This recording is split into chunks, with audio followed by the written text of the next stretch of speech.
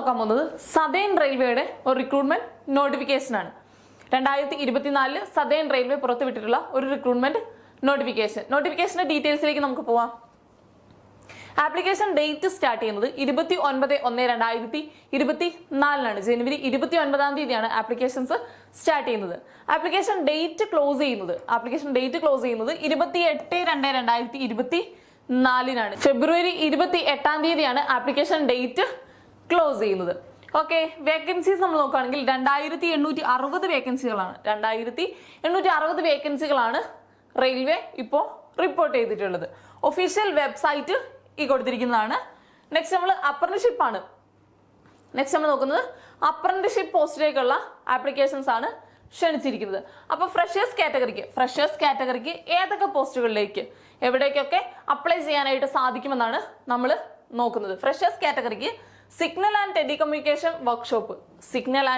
Telecommunication വർക്ക്ഷോപ്പിലേക്കും അതുപോലെ തന്നെ carriage and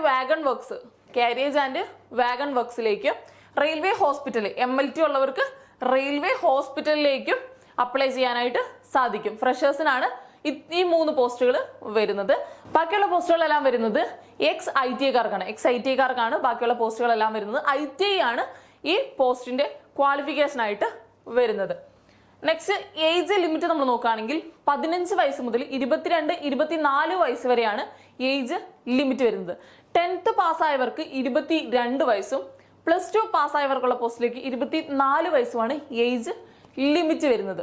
okay, application fee നമ്മൾ നോക്കുകയാണെങ്കിൽ 100 രൂപയാണ് ആപ്ലിക്കേഷൻ ഫീ വരുന്നത്.